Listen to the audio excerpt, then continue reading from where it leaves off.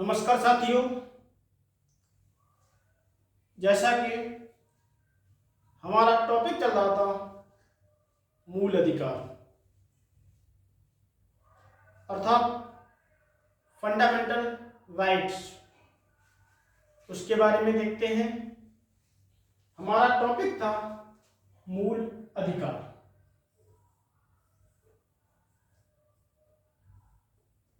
मूल अधिकार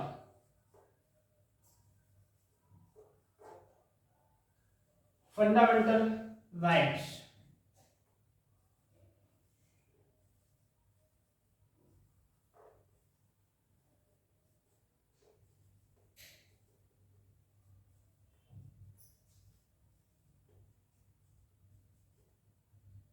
मूल अधिकार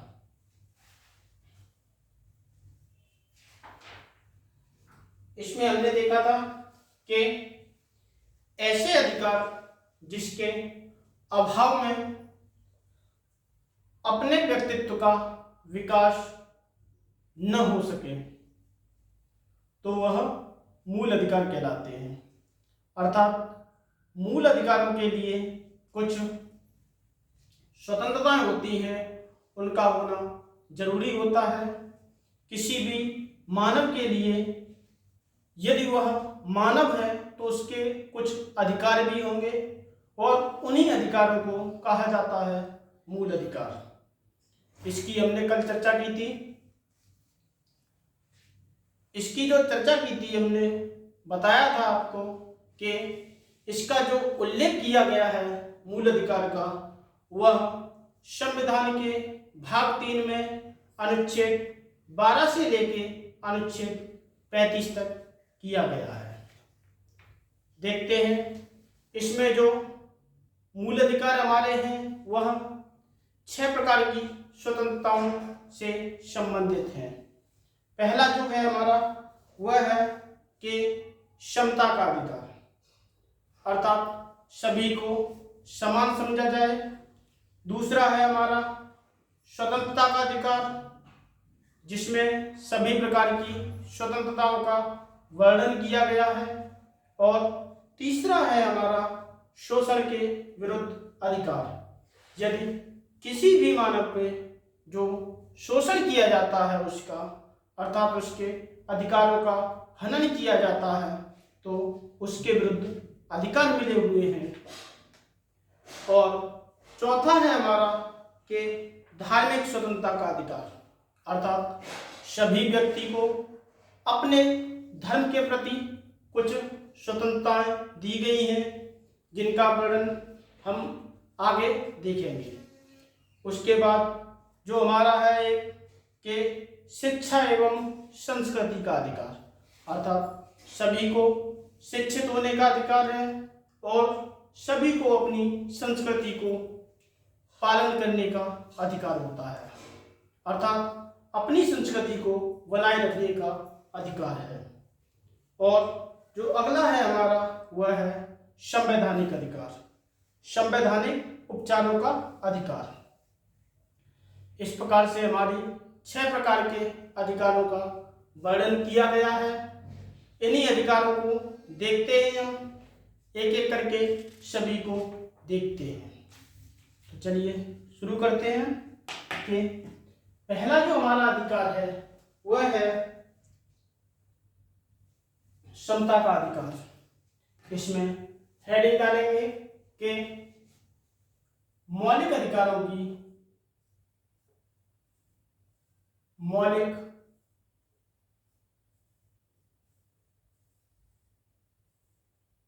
अधिकारों की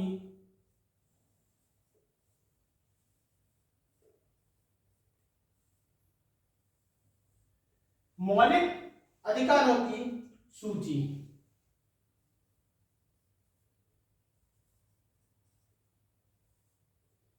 इसमें देखते हैं हमारा जो पहला अधिकार है वह है समता का अधिकार।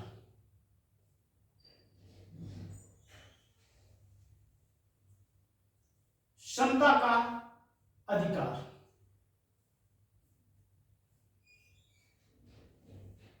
समता का अधिकार।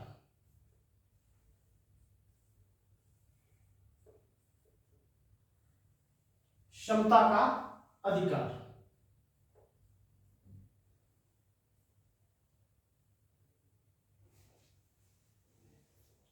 इसका जो उल्लेख किया गया है वह है अनुच्छेद अनुच्छेद 14 से लेके अनुच्छेद 18 तक।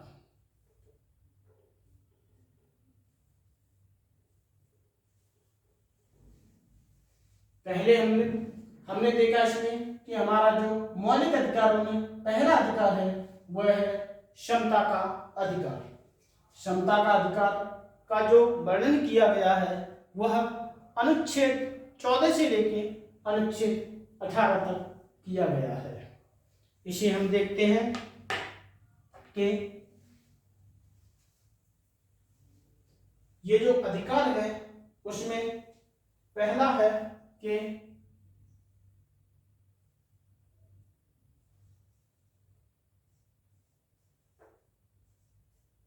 कानूनी क्षमता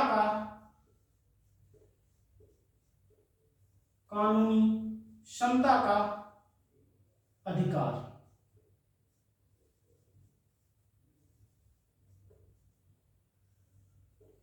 कानूनी क्षमता का अधिकार अनुच्छेद 14। अनुच्छेद 14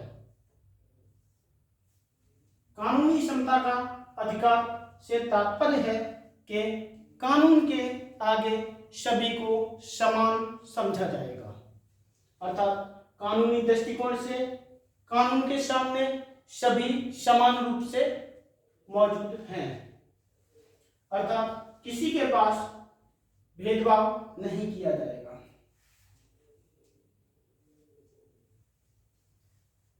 दूसरा है हमारा कि भेदभाव का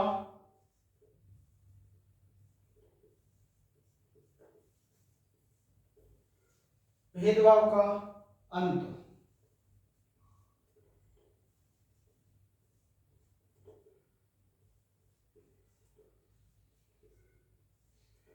भेदभाव का अंत इसमें अनुच्छेद 15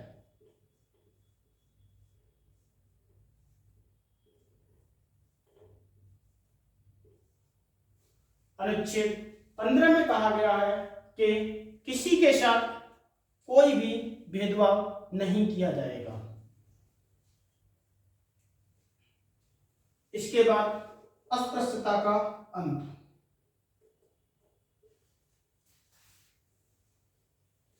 भेदभाव का अंत इसके बाद है कि अवसर की समता।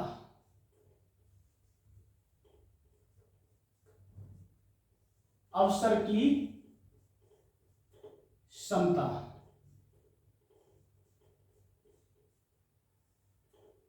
समता अनुच्छेद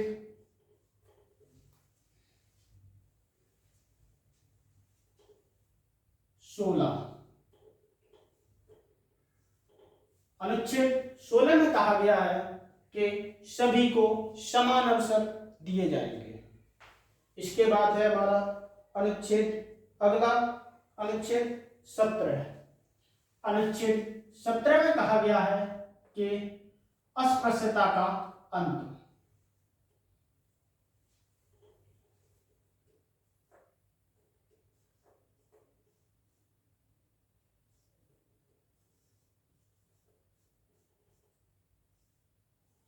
अस्पृश्यता का अंत अनुच्छेद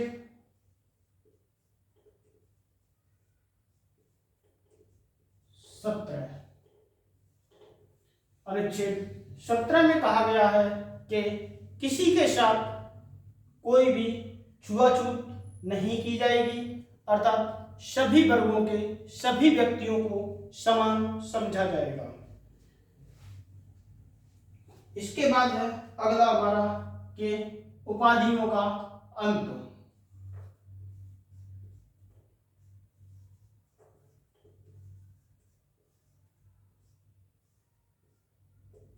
उपाधियों का अंत। अनुच्छेद 18। अनुच्छेद 18 में कहा गया है कि किसी भी व्यक्ति को कोई उपाधि नहीं दी जाएगी, अर्थात सभी उपाधियों का अंत किया गया है। लेकिन कुछ विशेष परिस्थिति में कुछ विशेष उपाधियां हैं जो दी जाएंगी।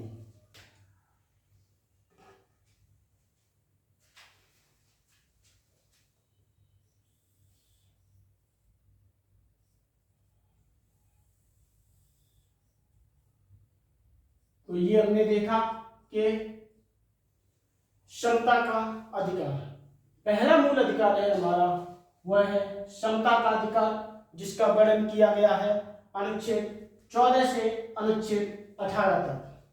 अनुच्छेद 14 में कहा गया है कि कानूनी रूप से सभी को समान समझा जाएगा, अर्थात किसी को भी इसमें कम या ज्यादा ना आंका जाएगा, सभी को समान रूप से व्यवहार किया जाएगा। इसके बाद जो अगला है हमारा अनुच्छेद 15। अनुच्छेद 15 में कहा गया है कि भेदभाव का अंत। अनुच्छेद 15, भेदभाव का अंत किया जाएगा, अर्थात किसी को भी जाति, लिंग या स्थान के आधार पर उससे भेदभाव नहीं किया जाएगा। इसके बाद है अगला के अवसर की समता। अनुच्छेद 16। अनुच्छेद 16 में कहा गया है कि सभी को समान अवसर प्राप्त किए जाएंगे, अर्थात प्रदान किए जाएंगे। उसके बाद है अगला हमारा अस्पृश्यता का अंत। अस्पृश्यता से तात्पर्य है कि छुआछूत, किसी भी वर्ग के साथ, अर्थात न SC, ST, OBC या जनरल, किसी भी वर्ग के साथ कोई भी छुआछूत नहीं मानी जाएगी। छुआछूत का अंत बताया गया है इसमें। उसके बाद है अनुच्छेद 18। अनुच्छेद 18 में कहा गया है कि उपाधियों का अंत, किसी को भी किसी प्रकार की कोई उपाधि नहीं दी जाएगी। इसके बाद देखते हैं अगला जो हमारा अधिकार है वह है, इसमें बताया गया है कि भेदभाव का अंत, भेदभाव, अस्पृश्यता और उपाधियों का अंत। ये जो तीनों हैं, ये तीनों सामाजिक समानताएं हैं, अर्थात समाज में समान रूप से मौजूद है। सामाजिक समानता,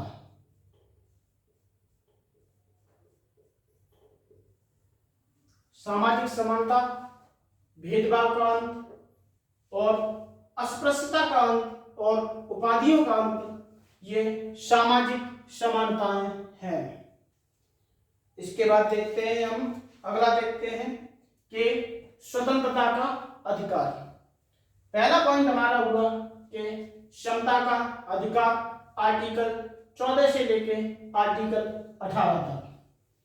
तो इसमें हमने देखा कि कानूनी समता का अधिकार अनुच्छेद 14, भेदभाव का अंत अनुच्छेद 15, अवसर की समता अनुच्छेद 16, अस्पृश्यता का अंत अनुच्छेद 17 और उपाधियों का अंत अनुच्छेद 18।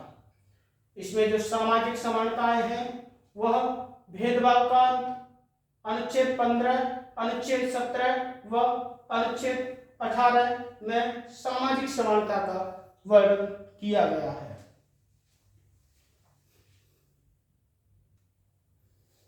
इसके बाद अगला है हमारा कि स्वतंत्रता का अधिकार।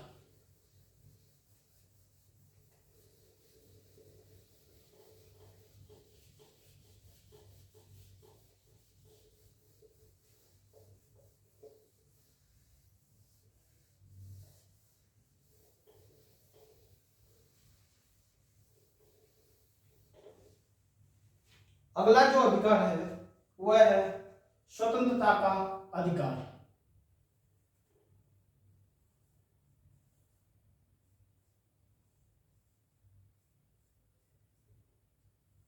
स्वतंत्रता का अधिकार।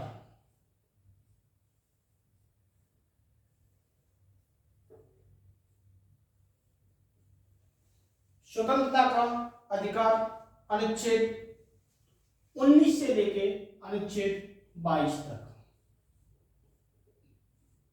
अनुच्छेद 19 से अनुच्छेद 22 तक।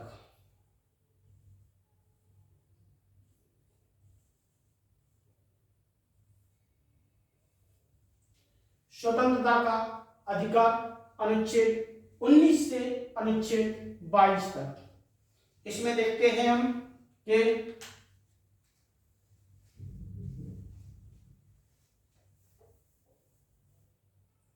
अनुच्छेद 19 में कहा गया है कि विचार एवं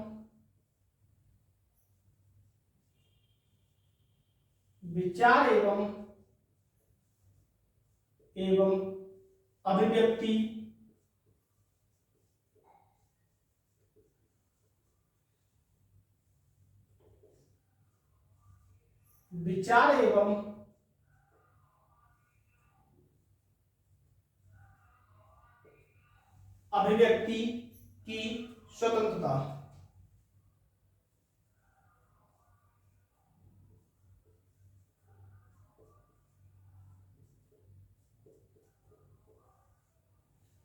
विचार एवं अभिव्यक्ति की स्वतंत्रता का जो वर्णन किया गया है वह अनुच्छेद 19 में किया गया है। इसके बाद देखते हैं कि अनुच्छेद 20 में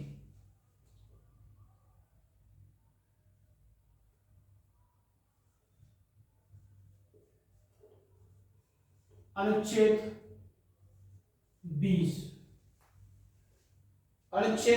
20 में बताया गया है कि दोष सिद्धि के विरुद्ध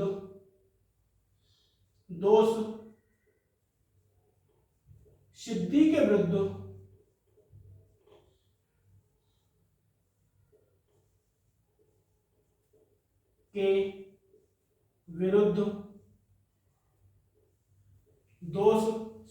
के विरुद्ध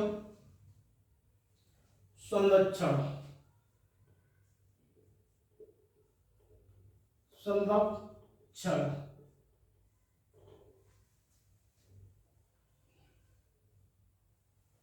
अर्थात जब तक किसी दोषी का दोष सिद्ध नहीं हो जाता तब तक उसे संरक्षण प्रदान करना अनुच्छेद 20 में कहा गया है।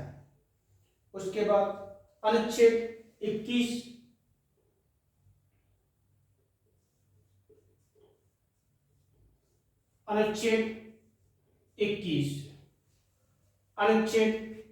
में कहा गया है कि प्राण एवं दैहिक स्वतंत्रता अर्थात प्राण एवं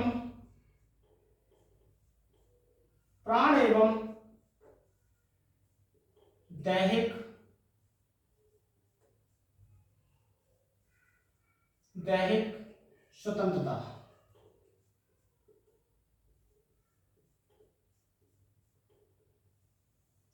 अर्थात किसी को आप मार नहीं सकते हो। यह है कि प्राण एवं दैहिक स्वतंत्रता अनुच्छेद 21। इसके बाद है अनुच्छेद 22। अनुच्छेद 22 में कहा गया है कि मनमानी गिरफ्तारी पर रोक। अनुच्छेद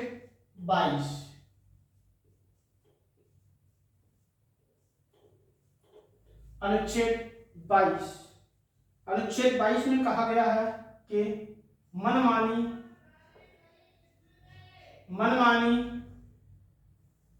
गिरफ्तारी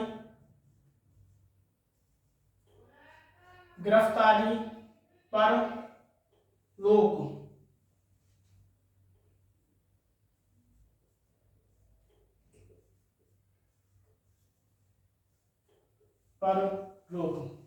अर्थात किसी को गिरफ्तार करने के लिए आप ये नहीं कि जैसे पुलिस का कार्य है गिरफ्तार करना, तो वह गिरफ्तार इस आधार पे नहीं कर सकता है कि ऐसे ही गए और किसी को गिरफ्तार कर लिया।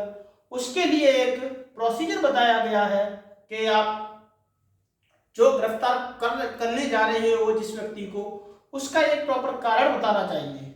आप किस वजह से गिरफ्तार कर रहे हो, उसके लिए आप एक वारंट इशू होता है, उसी के तहत आप किसी को गिरफ्तार कर सकते हो, न कि विदाउट वारंट के आप उस व्यक्ति को गिरफ्तार नहीं कर सकते।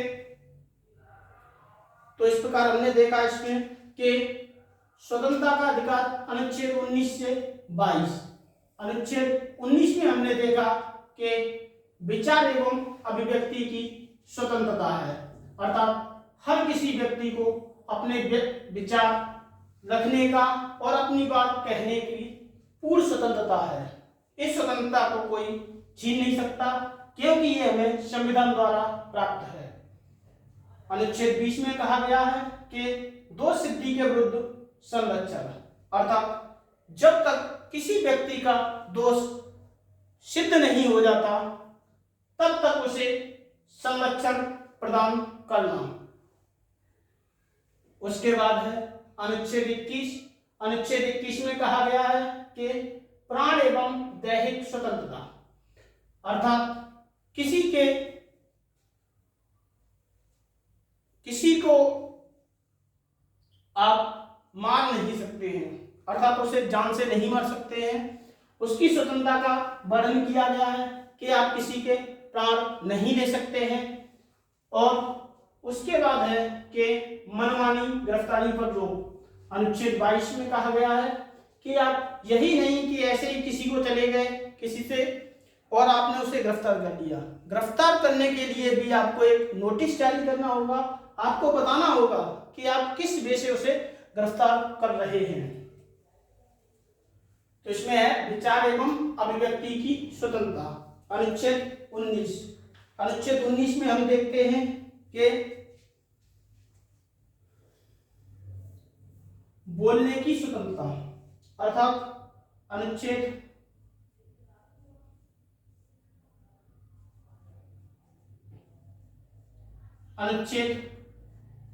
19 एक के क में कहा गया है कि बोलने की स्वतंत्रता, अर्थात हर व्यक्ति को बोलने की स्वतंत्रता दी गई है। बोलने की स्वतंत्रता, हर व्यक्ति को अपनी बात रखने का अधिकार है। दूसरा है हमारा कि अनुच्छेद 19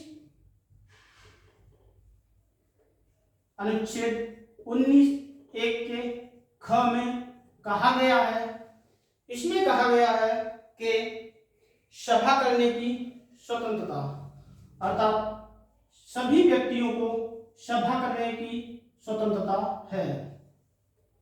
सभा करने की स्वतंत्रता,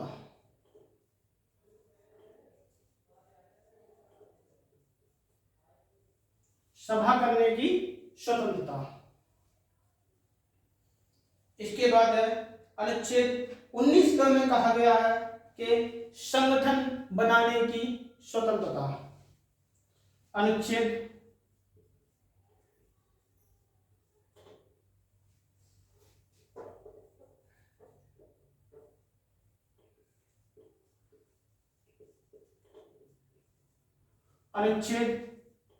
19 एक के ग में कहा गया है कि संगठन बनाने की स्वतंत्रता। संगठन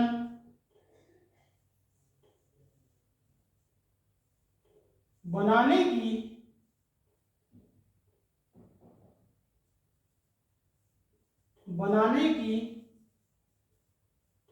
स्वतंत्रता।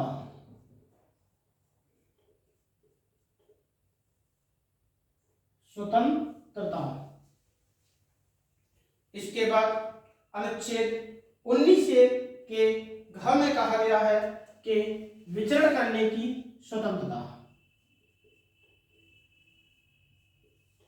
अनुच्छेद 19(1) के घ में कहा गया है कि विचरण करने की स्वतंत्रता अर्थात घूमने फिरने की आजादी।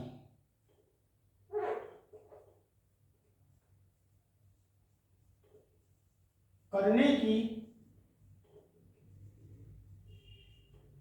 स्वतंत्रता। स्वतंत्रता। इसके बाद अनुच्छेद 19(1) के अड़ा में कहा गया है कि निवास करने की स्वतंत्रता। अनुच्छेद 19(1) के अड़ा में कहा गया है कि निवास करने की स्वतंत्रता अर्थात कोई भी व्यक्ति कहीं भी निवास कर सकता है। निवास करने की स्वतंत्रता।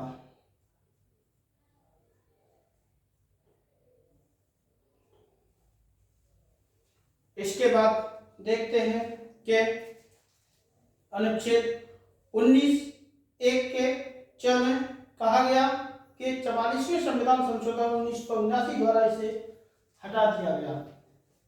अनुच्छेद 19(1) च को 44वें संविधान संशोधन द्वारा हटा दिया गया है।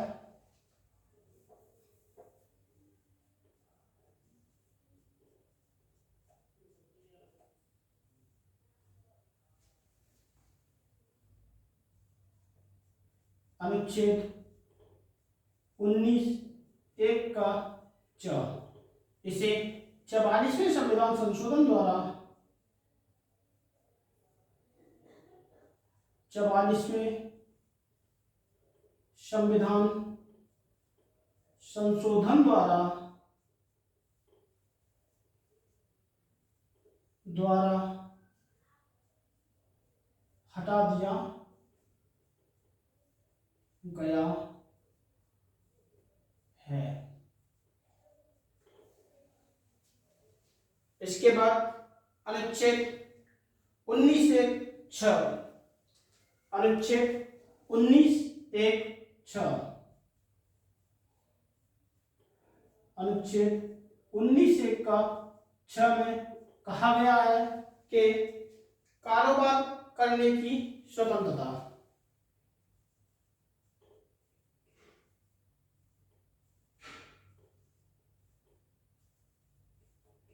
कारोबार करने की स्वतंत्रता।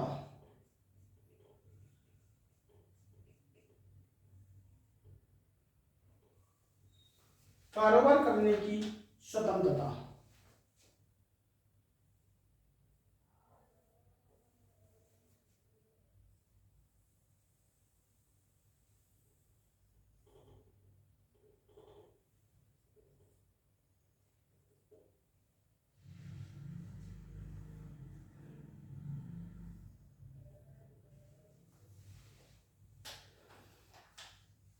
इसमें हमने देखा कि अनुच्छेद 19 में कहा गया कि विचार एवं अभिव्यक्ति की स्वतंत्रता अर्थात सभी व्यक्तियों को अपने विचार रखने की स्वतंत्रता है। अब जो इसमें स्वतंत्रताओं का वर्णन किया गया है उसमें देखते हैं कि अनुच्छेद 19(1) के क में कहा गया है कि बोलने की स्वतंत्रता अर्थात सभी व्यक्तियों को भारत में जितने भी व्यक्ति रह रहे हैं सभी को यह अधिकार है कि उन्हें बोलने की स्वतंत्रता दी गई है अर्थात इससे कोई उसे रोक नहीं सकता है। इसमें दूसरा कहा गया है कि अनुच्छेद 19(1) का ख इसमें कहा गया है कि सभा करने की स्वतंत्रता। हर किसी व्यक्ति को सभा करने की स्वतंत्रता है लेकिन वह भी एक सीमित दायरे में होनी चाहिए अर्थात शांतिपूर्ण सभा करने की स्वतंत्रता का वर्णन किया गया है इसमें। इसके बाद अनुच्छेद 19(1) का ग, अनुच्छेद 19(1) ग में कहा गया है कि संगठन बनाने की शक्ति, अर्थात सभी व्यक्तियों को संगठन बनाने की शक्ति है, संगठन बनाने की स्वतंत्रता दी गई है। इसके बाद है कि इसमें कहा गया है कि सभी व्यक्ति स्वतंत्र हैं, यदि वह अपना कोई संगठन यानी कि ऑर्गेनाइजेशन बनाना चाहते हैं तो वह बना सकते हैं। दूसरा इसमें कहा गया है कि अनुच्छेद 19(घ) में कहा गया है कि विचरण करने की स्वतंत्रता, इससे तात्पर्य है कि विचरण से तात्पर्य के घूमने फिरने की आजादी, अर्थात भारत में कहीं भी कोई भी व्यक्ति घूम या फिर सकता है, अर्थात उसे इस स्वतंत्रता से कोई नहीं रोक सकता, इसे उसे संविधान द्वारा दी गई है। इस स्वतंत्रता का वर्णन जो किया गया है वह संविधान के द्वारा किया गया है। और अगला है इसमें कि अनुच्छेद 19(1) का अड़ा, इसमें कहा गया है कि निवास करने की स्वतंत्रता, अर्थात सभी व्यक्तियों को, भारत में जितने भी व्यक्ति हैं उन सभी को यह अधिकार है कि वह कहीं भी निवास कर सकते हैं। इस स्वतंत्रता से उन्हें कोई रोक नहीं सकता है, क्योंकि यह संविधान द्वारा प्रदत्त की गई है।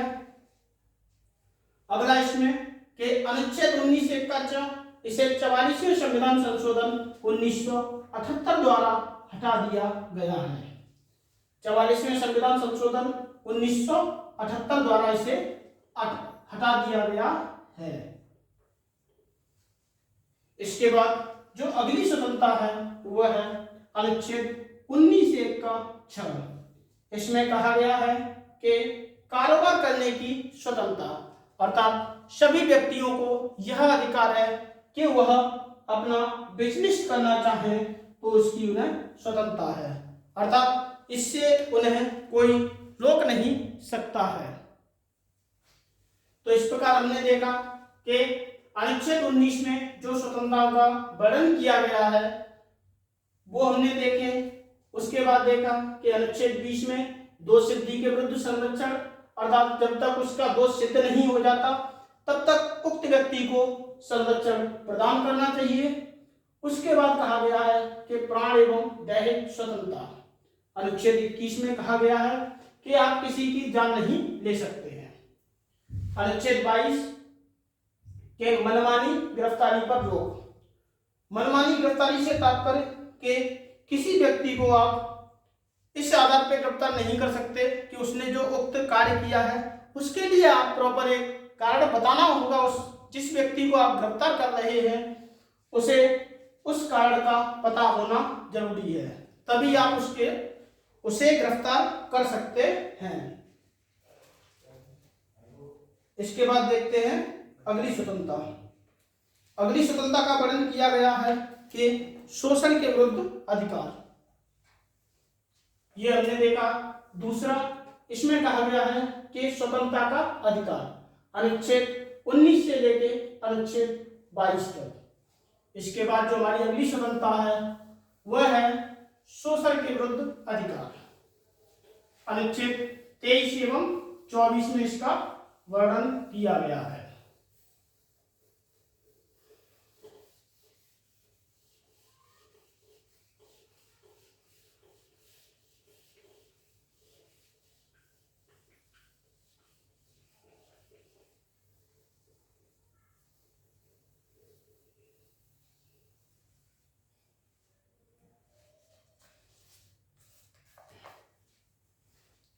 शोषण के विरुद्ध अधिकार,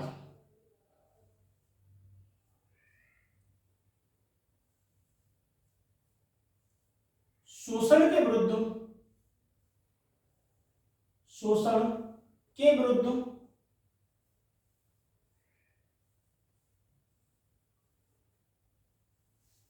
अधिकार,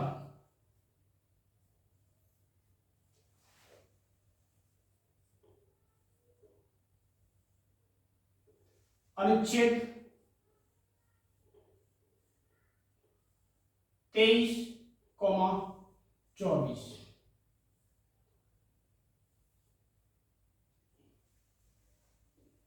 तीसरा जो हमारा मौलिक अधिकार है वह है शोषण के विरुद्ध अधिकार।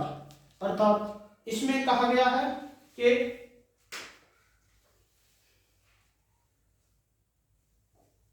यदि किसी का शोषण किया जा रहा है तो उसे जो अधिकार प्राप्त है वह अनुच्छेद 23 एवं 24 में वर्णन है। तो देखते हैं इसमें कि अनुच्छेद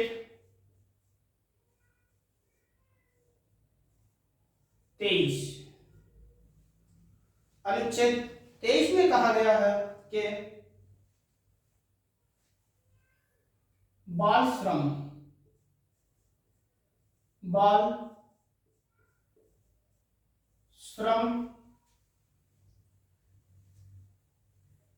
और मानवाधिकार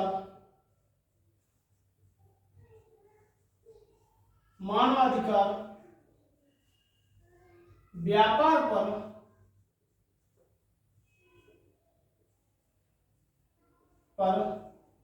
रोक।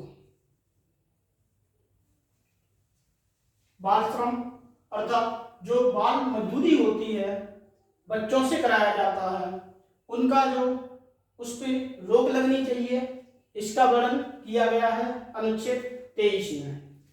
और कहा गया है इसमें, इसके बाद है अनुच्छेद 24। अनुच्छेद 24 के तहत कहा गया है कि 14 वर्ष से कम बच्चों को खतरनाक कारखानों में न लगाना। 14 वर्ष से कम आयु के बच्चों को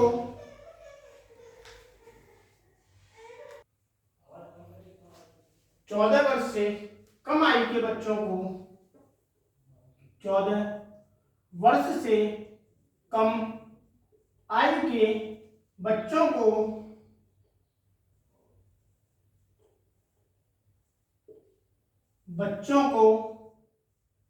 14 वर्ष से कम आयु के बच्चों को खतरनाक कारखानों में न लगाना।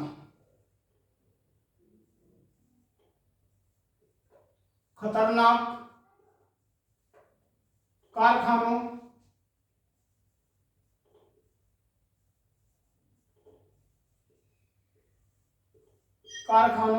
में न लगाना।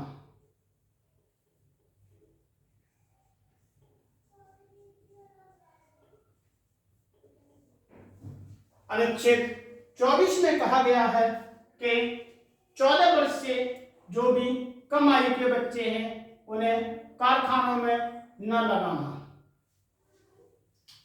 और अनुच्छेद 23 में कहा गया है कि बाल श्रम और मानवाधिकार व्यापार पर रोक, अर्थात बाल मजदूरी पर रोक लगाने का जो अधिकार है वह अनुच्छेद 23 के तहत किया गया है। अर्थात जो भी शोषण होता है, शोषण के विरुद्ध जो अधिकार है, बच्चों पे जो किया जा रहा है शोषण, वह है अनुच्छेद 23 एवं अनुच्छेद 24। इसके बाद देखते हैं, अगला है हमारा कि धार्मिक स्वतंत्रता का अधिकार।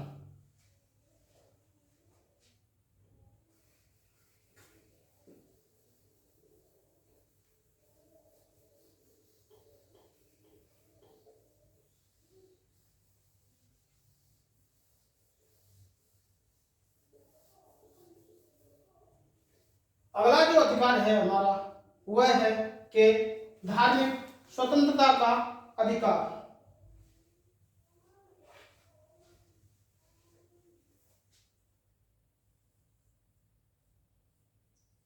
धार्मिक स्वतंत्रता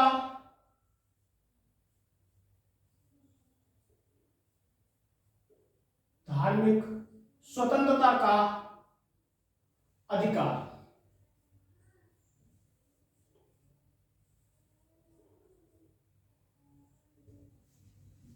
धार्मिक स्वतंत्रता का अधिकार, इसका जो वर्णन किया गया है वह अनुच्छेद 25 से अनुच्छेद 28 तक, अनुच्छेद 25 से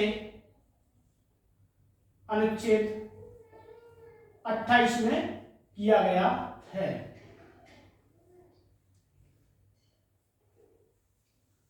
धार्मिक स्वतंत्रता का अधिकार अनुच्छेद 25 से अनुच्छेद 28। इसमें देखते हैं हम कि अनुच्छेद 25, अनुच्छेद 25, अनुच्छेद 25 में कहा गया है कि धर्म परिवर्तन या अंतःकरण की स्वतंत्रता, धर्म परिवर्तन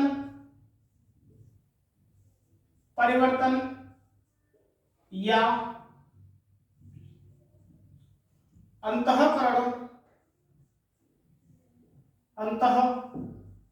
की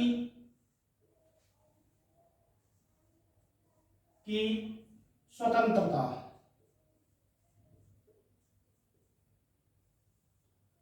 धर्म परिवर्तन या अंतःकरण की स्वतंत्रता अर्थात सभी व्यक्तियों को अपना धर्म परिवर्तन करने का अधिकार दिया गया है कि धर्म परिवर्तन यदि वह चाहे कि धर्म परिवर्तन करना चाहता है तो वह कर सकता है। इसमें कोई बाध्यता नहीं है, क्योंकि इसका जो वर्णन किया गया है वह हमारे संविधान में किया गया है। संविधान में जो मौलिक अधिकार है उसके अंतर्गत कहा गया है। इसके बाद है अनुच्छेद 26,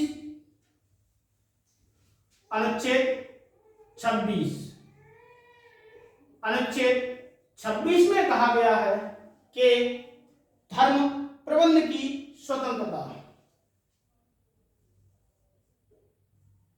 धर्म प्रबंध की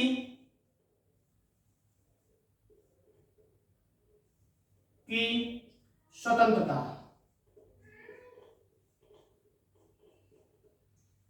धर्म प्रबंध की स्वतंत्रता अर्थात सभी व्यक्ति, अर्थात इससे तात्पर्य है कि यदि कोई अपने धर्म को बढ़ावा देना चाहता है तो वह दे सकता है, क्योंकि धर्म प्रबंधन की स्वतंत्रता का वर्णन अनुच्छेद 26 में किया गया है। इसके बाद जो है वह है हमारा अनुच्छेद 27, अनुच्छेद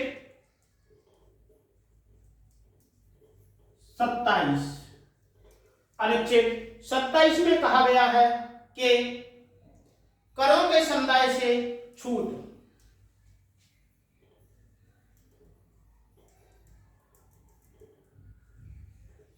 करों के समुदाय से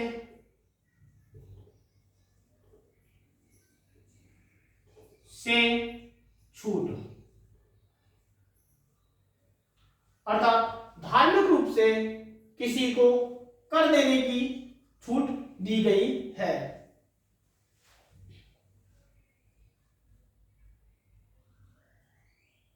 इसके बाद है अनुच्छेद 28, अनुच्छेद 28, अनुच्छेद 28 में कहा गया है कि सरकारी शिक्षण संस्थाओं में धार्मिक शिक्षा पर प्रतिबंध। अनुच्छेद 28, अनुच्छेद 28 में कहा गया है कि सरकारी शिक्षण संस्थाओं में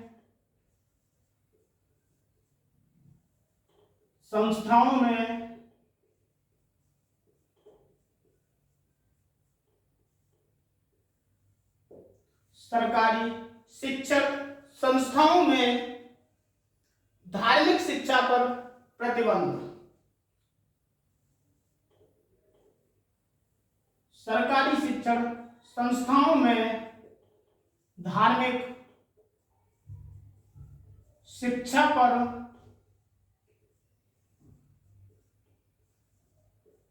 शिक्षा पर प्रतिबंध।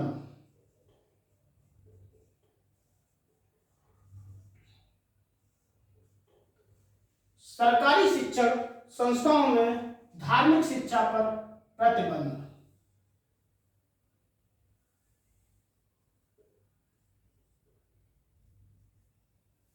अनुच्छेद 25 में कहा गया है कि धर्म प्रवर्तन एवं अंतःकरण की स्वतंत्रता।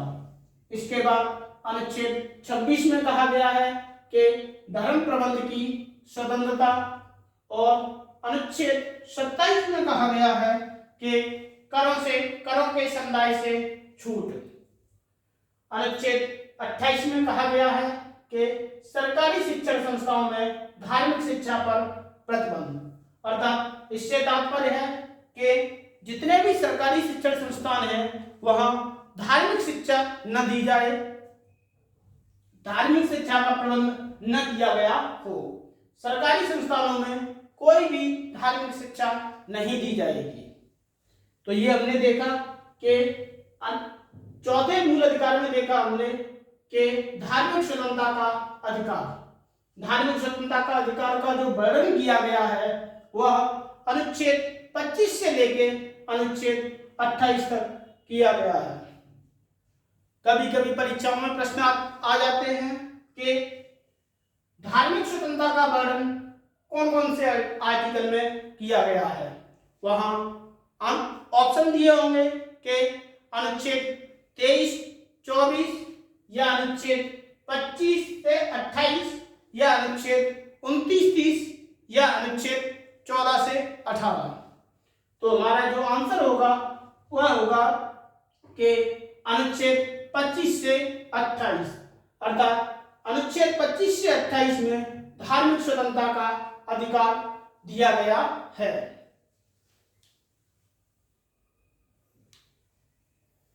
इसके बाद है हमारी अगली जो स्वतंत्रता है वह है शिक्षा एवं संस्कृति का अधिकार। शिक्षा एवं संस्कृति का अधिकार।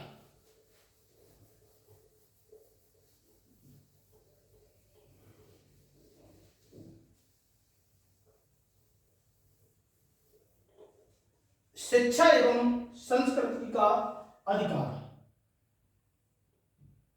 पांचवी स्वतंत्रता है शिक्षा एवं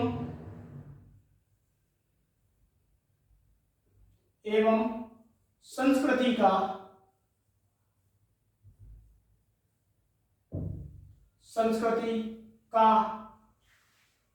अधिकार।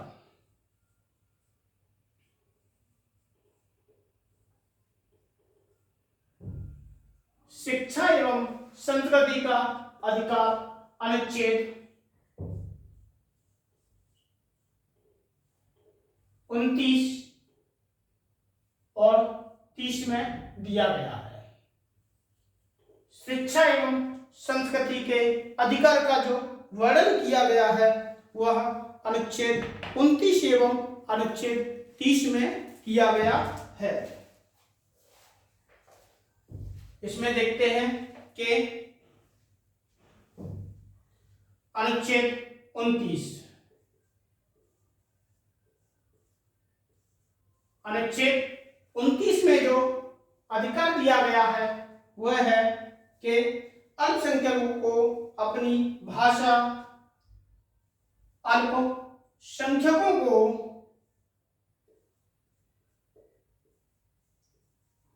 माइनॉरिटीज को, अल्पसंख्यकों को अपनी भाषा, लिपि को अपनी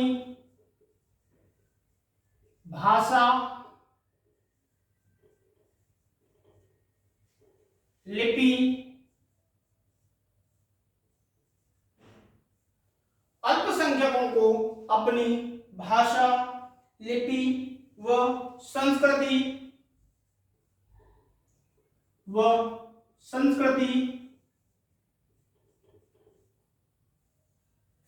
संस्कृति बनाए रखने का अधिकार।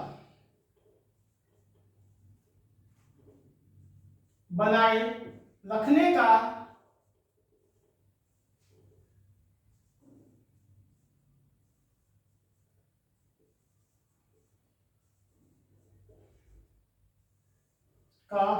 अधिकार। अनुच्छेद 29 में कहा गया है 29 में कि अल्पसंख्यकों को अपनी भाषा, लिपि व संस्कृति बनाए रखने का अधिकार। अर्थात माइनॉरिटीज को अपनी भाषा, जो भी उनकी भाषा है और जो लिपि है, वह कल्चर को, संस्कृति यानी कि कल्चर को बनाए रखने का अधिकार। अर्थात जो भी उनके पूर्वजों से उन्हें प्राप्त है उसे बनाए रखने का अधिकार दिया गया है अनुच्छेद 29 में। इसके बाद हम देखते हैं कि अनुच्छेद 30 में कहा गया है, अनुच्छेद 30 में कहा गया है कि अल्पसंख्यकों को शिक्षा,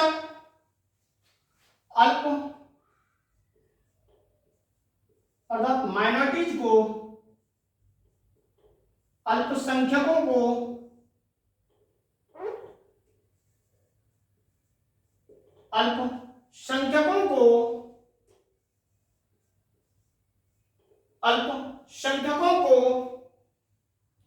शिक्षण संस्थाएं खोलने का अधिकार।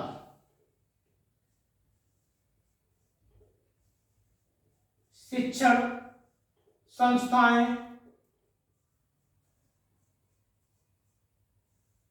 संस्थाएं खोलने का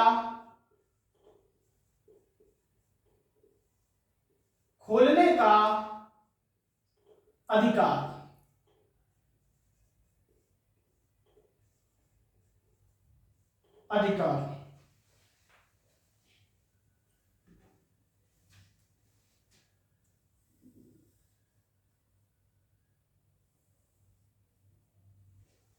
शिक्षा एवं संस्कृति का जो अधिकार है वह अनुच्छेद 29 व 30 में दिया गया है।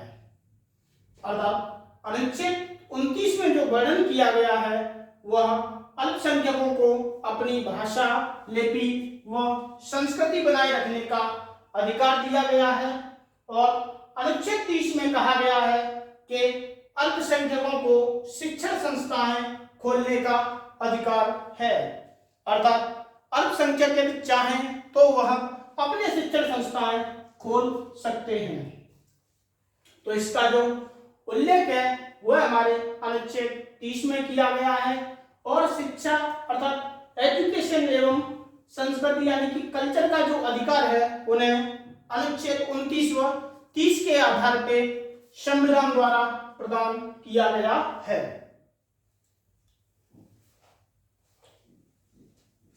इसके बाद देखते हैं अगला जो है हमारा 6वां मूल अधिकार जो है वह है कि संवैधानिक उपचारों का अधिकार।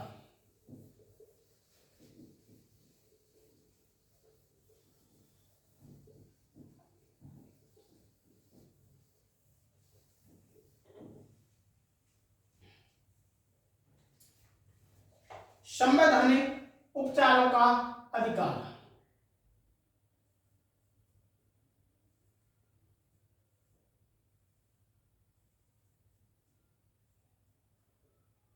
संवैधानिक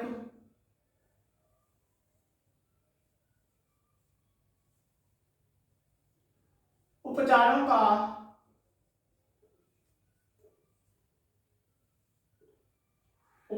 का अधिकार।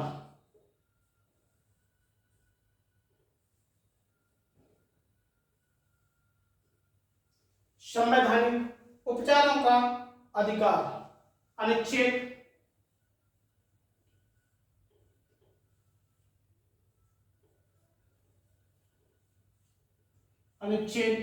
32। अनुच्छेद 32 में कहा गया है कि संवैधानिक उपचारों का जो अधिकार है वह दिया गया है। इसमें आता है कि संवैधानिक उपचारों का अधिकार है उसमें पहला है कि बंदी प्रत्यक्षीकरण, बंदी प्रत्यक्षीकरण,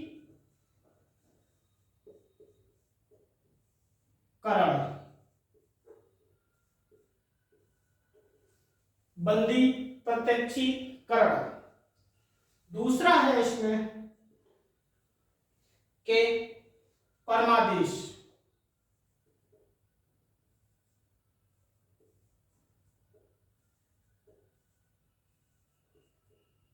परमादेश से तात्पर्य के हम आदेश देते हैं।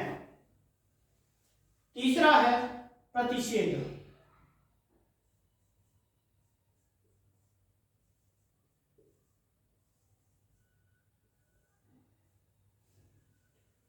चौथा है उत्प्रेषण,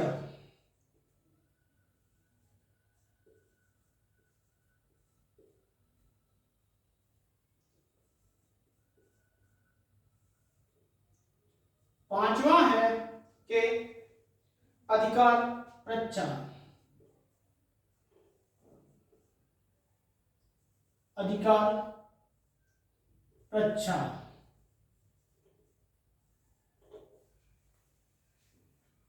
संवैधानिक उपचारों का अधिकार अनुच्छेद 32, इसमें जो किया गया है हमारे सभी रिटों का वर्णन किया गया है। अर्थात किसी भी मौलिक अधिकार का हनन होता है तो उसे हम आर्टिकल 32 के तहत सुप्रीम कोर्ट में जा सकते हैं। तो इस प्रकार उसमें जो रिट का वर्णन किया गया है वह देते हैं 5 रिटों का वर्णन किया गया है, अर्थात बंदी प्रत्यक्षीकरण, परमादेश, प्रतिषेध, उत्प्रेषण व अधिकार रक्षा। तो इस प्रकार से हमने आज जो देखा वह चर्चा की कि सभी मूल अधिकारों के बारे में देखा। अर्थात हमारे संविधान में जो मौलिक अधिकारों का वर्णन किया गया है वह 6 मौलिक अधिकार हैं। जो कि शुरुआत में वर्णन किया गया था उसमें 7 मौलिक अधिकार थे, लेकिन संपत्ति का जो मौलिक अधिकार था अनुच्छेद 31 में उसे हटाकर उसे समाप्त कर दिया गया है। वह अब विधिक अधिकार या कानूनी अधिकार हो गया है, जिसे अनुच्छेद 300 में जोड़ दिया गया है।